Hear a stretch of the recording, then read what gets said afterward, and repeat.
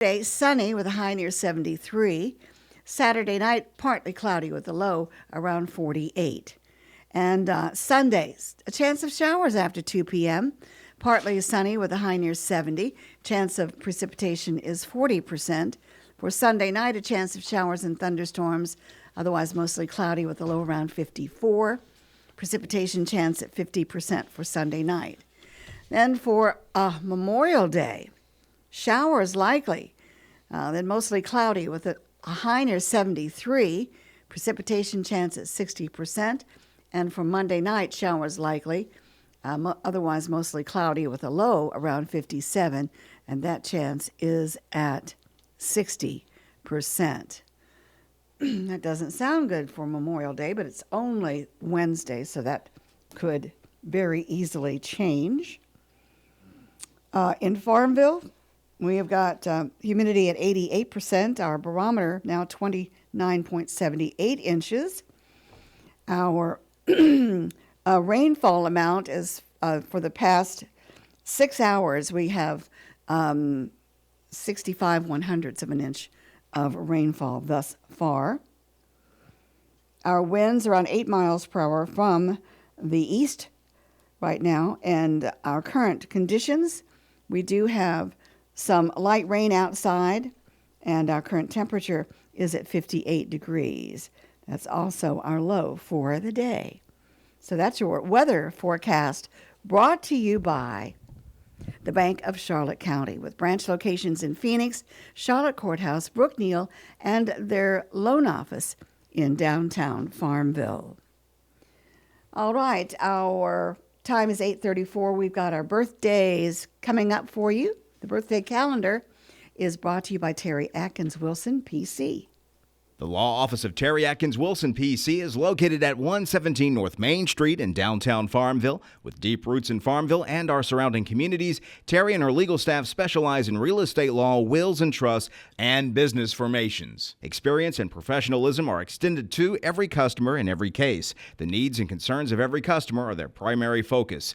If you have legal needs, contact the law office of Terry Atkins Wilson, PC, for a consultation at 434-392-1422.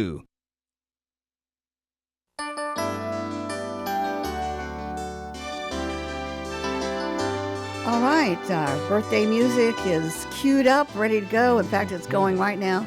So we'll turn everything over to Noah. Who's celebrating today, Noah? All right, Chris. So celebrating today, May 21st, we have a few birthdays on the list. Starting off with Hudson Vire, celebrating a birthday. Also, Susie Taylor is turning 67 today, and she is from Dillwyn. And let's see if I have another birthday on the list. I don't have another birthday, but Robin and Jimmy Moss are having an anniversary today. Very good. Yeah. All right. Always like those anniversaries when they pop up there. All right. How do they get those names to us, Noah? They can email us at birthdays@wflo.net. They can also call in 434-394-0924, or they can go to our website under the on-air mentions page and submit birthdays directly from our website. All right. Yeah, Sounds a couple great. of different ways. Yeah. Well, for the right legal advice, you can visit Terry Atkins Wilson, PC, on Main Street in Farmville. Okay, our time is 8:36. Got our recipe for the week coming up, and these are $1 million baked beans. Now, I think that my baked beans are pretty daggone good, but these sound like they might, No, Chris, rival say it mine. ain't so. Say it ain't so. I don't know. We'll see. You haven't Okay. had my other great. I haven't. I haven't had my baked beans yet. So, prep time is 15 minutes. Cook time is 20 minutes. So the bake time is 55 minutes. So it takes about an hour and 20 minutes to prepare. And this particular recipe serves 8. Here are your ingredients. You need cooking spray, 10 ounces of thick cut bacon cut into 1-inch pieces, 8 ounces of bulk ground pork, a cup of chopped onion, a cup of bell pepper, 2 28-ounce cans of baked beans, a 1/4 cup of ketchup, 2 tablespoons of brown sugar, 2 tablespoons of Dijon mustard, 1 tablespoon of molasses, 1 tablespoon of Worcestershire sauce. Worcestershire sauce. Worcestershire. Oh, whatever. Anyway, and 2 teaspoons of cider vinegar. So, here are your directions. You have to be prepared and organized. So you gather all of your ingredients before you start. Then you preheat the oven to 350. Lightly grease a 9 by 13 inch baking dish with cooking spray. You cook the bacon in a large skillet over medium heat until crisp, turning occasionally. That's about 10 minutes. Remove the bacon from the pan, draining all but 2 tablespoons of bacon fat from the skillet. How are you going to figure that? I guess you eyeball it. I guess. Anyway, you add ground pork, onion, and bell pepper to the skillet with the reserved bacon fat. Cook over medium heat until the meat is browned and cooked through, stirring occasionally, about 8 to 10 minutes. Okay, step 6, you stir together the baked beans, the ketchup, the brown sugar, the mustard, the molasses, the W sauce, and the vinegar in a large bowl. Step 7, you add the sausage mixture and half a cup of the bacon to the bowl. Then you stir to combine. And then you transfer all of that to the prepared baking dish. If you haven't eaten all the bacon and, Yeah. Sprinkle with remaining bacon. Bake until bubbling at the top, and you can top with caramelized. Oh, wait a minute. Let me start that all over again. I got all excited. You bake until bubbling and top is caramelized, about 55 to 60 minutes. Ooh. And that's in a 350 degree oven. So there you go. That's your $1 million baked beans. It sounds like Perfect for a Memorial Day picnic. Yes. For a crowd. Yeah. Serves 8. So there you go. Very nice. And that's it's already on the website. Yeah, so you can start getting to work on that. Yeah. I use Bush's baked beans, and I like the country style. Yeah. When I'm baking my beans, I like the country style. Those are good. Yeah. Yep. Anyway, so Do you ever we put have that. bacon in your baked beans? Yeah. Yeah. Yeah, all the time. What about Worcestershire sauce? Yep. Oh, you do? All of those ingredients except the pork and the molasses and the cider vinegar. I use all of the other ingredients. Interesting. That's about it. I never thought about adding Worcestershire sauce to I had baked beans, but whatever. yeah, Worcestershire. Worcestershire. Okay, that's good. Worcestershire. It's about everything. Yeah. That's nice. I'm cooking, so. Eggs. It goes really good with eggs in the morning. Yeah. Just a little bit on a pan. Cracked black pepper. Pinch of salt. Tiny little. Throw it on the eggs. That's a good breakfast. That's, Oh, so you fry your eggs in the... Yeah, I do, sunny side up, and so like fry it, or fried egg, but I put it in the pan while it's cooking, and you kind of get a hint of that flavor. It's a very strong sauce, obviously, so Yeah. you don't want to put too much, but Well, or when is it? When is too much enough? That's not what I was saying. Yeah, I go through a bottle of Worcestershire sauce, about every 2 or 3 months, if I'm cooking a lot. So it goes into a lot of my cooking recipes. Yeah. Nice. And what I found is cherry tomatoes with scrambled eggs. You put those on the side. You take a cherry tomato and you half it. You put it on the side with a little bit of salt, a little bit of pepper, along with your scrambled eggs and, toast and whatever meat you're having. Oh, my gosh. And I found these cherry tomatoes at the mart that are just absolutely scrumptious. That sounds So really sweet. good. And they have a wonderful, wonderful flavor. My mouth is watering right now. But anyway, very good. Good for you. I gotta say, I did. I'm sorry. Yeah, go ahead. I did something before a couple of weeks ago, but I want to replicate it. I got focaccia bread, so and kind of it's that square kind of bread that you can get maybe I'm saying it wrong, but they sell it at the Walmart bakery and other places as well. Oh, yeah. Okay, I got It's a square kind of roll, hard as well. Right. And so, anyways, I take the. Is it square or rectangular? It's square. It's a square. Square, yeah. okay. I take the excess of the dough. I get what is it? The fluff of the bread. I took some of that out, right? And I kind of grilled it. What is that called? The fluff of the bread that you. It's just the meat of the bread. The meat of the bread. I think there's a name, but I can't think of it right now. Anyways, I put that on a pan. The innards. The guts of the bread. Okay, yeah. And so, anyways, I put that in a pan, put a little butter, and kind of got that kind of seared a little bit in the inside of the bread. That's a classic trick. I'm sure everybody knows that. No, I didn't know that. Well, I took it off. I made 2 of these, by the way, so I'm doing this all twice. And so I get some fresh basil. I got basil, Chris, at my house. I got a little basil plant. It's delicious. I know. I peeled like a bunch of basil, like probably I put like 10 little leaves of basil on each sandwich. It's so not 20. Chopped. You just put the leaves on there? Just full leaves of basil, Okay. right? Gotcha. And so I did that.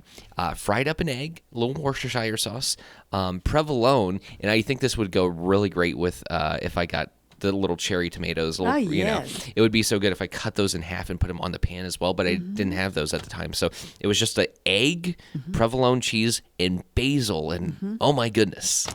It was delicious. It was amazing. The basil brought so much out of the egg, and the Worcestershire sauce was just like, Oh, now I got to try that. Yeah, try just basil and eggs. I mean, that's like my go-to. Yeah. Oh, all right. I love it. Basil and eggs. Yum. Yum, yum, yum. It's Getting all great. that good green, Yeah. green, the chlorophyll and the beta, whatever it is, or the Carotene, antioxidants. all that the good fun stuff. Yeah. Yeah, that's great. All right, lines are open at 434-394-0924. It is your Wednesday, the 21st day of May. Unbelievable. Unreal. Yeah. Yeah. It's moving along, chugging along. Yeah. Well, here we go. Our time is 8:45, and lines are open. And go ahead. I do want to state for the record, I did take home that pasta and I had it. I do still have your Tupperware, and even though I have a bad track record with Tupperware and getting it back to the people it belongs to, I promise I'll try to get it to you by the end of this week. Okay, that's So fine. I just want to state that for the record because I have most of my Tupperware I have at the house right now is from my parents or relatives or just friends giving me food and I just never return and it. you just never return it. You better return it because it's actually Pyrex type. Yeah, thing with got the you. rubber on it. It's really cute. it's really It's nice. It's a cute little dish. So yeah, I'll remind you. Okay, thank you. Yeah, just You're very welcome. I have a really bad track record It's with that, Chris. Okay. That's not. I'll remind you. Okay, thank you. Okay. Let's go over, I guess, birthdays, celebrity Sure. birthdays, maybe. Let's see here. I can get what's going on. Let's see. This is the 21st, which I guess I'll have to put in that date. Can you come over here and sure, do that yeah. for me since I'm just one-handed here for today? Anyway, we can expect some rain, which we've got, and but it probably should stop around noontime today. Thank you so much. Anyway, Mr. T, actor Mr. T, turned 73 today. Okay, let's see what fact is. He appeared as a janitor in the film Not Another Teen Movie. Okay. All right, let's see who else is celebrating a birthday today. Judge Reinhold turns 68 today. His first TV show he appeared was in an episode of Wonder Woman. All right. Let's see who else. Actor, director Nick Cassavetes. He was once part of a group nominated for a Daytime Emmy. All right. Let's see who else. Actress Sarah Ramos. She turns 34 today. She's married to director Matt Spicer. Let's see who else is celebrating. Singer Ron Isley of the Isley Brothers is 84 today. Keyboardist Bill Champlin of Chicago is 78. This just shows you how long these members, these groups have been around. Actor Carol Potter of Beverly Hills 90210 and Sunset Beach is 77. Singer Leo Sayer is 77. Comedian and former U.S. Senator Al Franken, 74 today. Drummer Stan Lynch with Tom Petty and the Heartbreakers is 70. Actor Lisa Edelstein of House is 59. Let's see. Singer-guitarist Mikel Jolette of Airborne Toxic is 51. Rapper Hovak of Mobb Deep is 51. I've never heard of any of this stuff, any of these groups. Let's see. Actor Sun Krish Bela of Castle is 41. Actor David Ajalov, Star Trek Discovery and Black Box, is 39. Actor Ashley Berlott of Lizzie McGuire is 38. And country singer Cody Johnson is 38 today. Scott Leavenworth of Seventh Heaven is 35. So those are our famous birthdays. Let's see if we have any historic birthdays. Somebody's trying to text me over there, but they'll just have to wait. All right, let's see. That's all we have as far as that's concerned. Okay. You want a decent list of birthdays. It is a pretty decent list on this day in history, maybe. By the way, our lines are open if you want to chat. And let's see. All right. This featured event took place in 1927, folks. And American aviator Charles Lindbergh completed the first nonstop solo flight across the Atlantic Ocean on this date in 1927, traveling from New York to Paris in the monoplane Spirit of St. Louis in about 33.5 hours. So that was on this date in 1927. We'll go to 2017. After years of declining attendance, in part due to animal rights protests, the Ringling Brothers and Barnum and Bailey Circus gave what it said would be the last performance.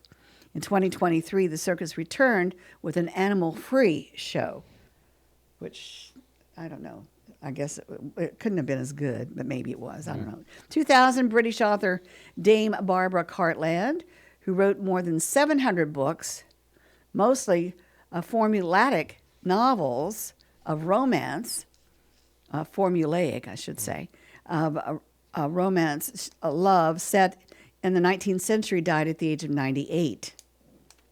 Let's see. In 1991, Indian politician Rajiv Gandhi, who served as the country's prime minister from 1984 to 1989, was assassinated in a suicide bombing attack. In 1972, Michelangelo's Pieta, a sculpture depicting the Virgin Mary supporting the body of the dead Christ, was attacked and badly damaged in St. Peter's Basilica, Vatican City. That's a shame. Yeah.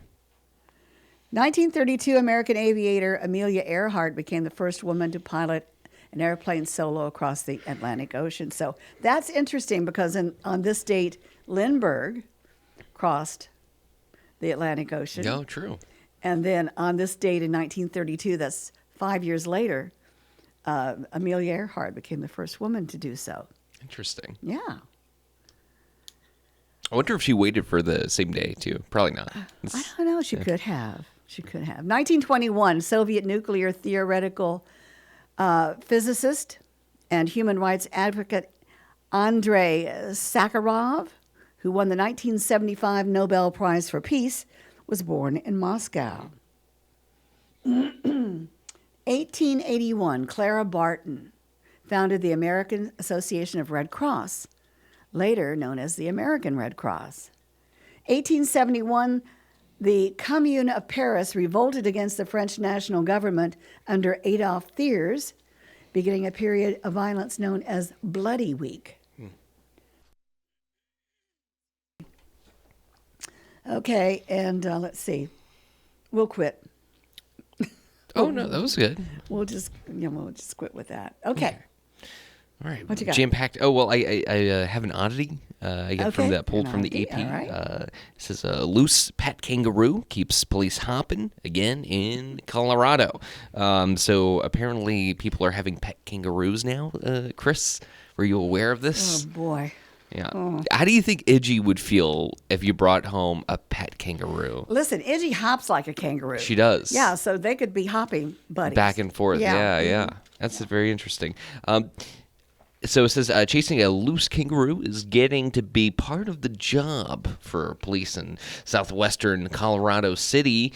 Irwin, the pet kangaroo, wasn't difficult to nab when he got loose last fall in Durango.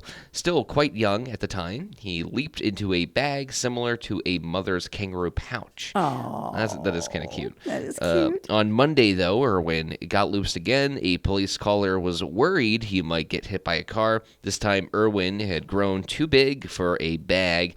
That technique wasn't going to work this time around. The police officers were debating whether they needed to lasso it or what the plan was. Police Commander Nick Stasi said Tuesday, Officer Shane Garrison, described by Tazi as a farm child. It actually says farm boy, but I don't know why I said farm boy with animal handling experience, figured it out after following Irwin down an alley into a backyard.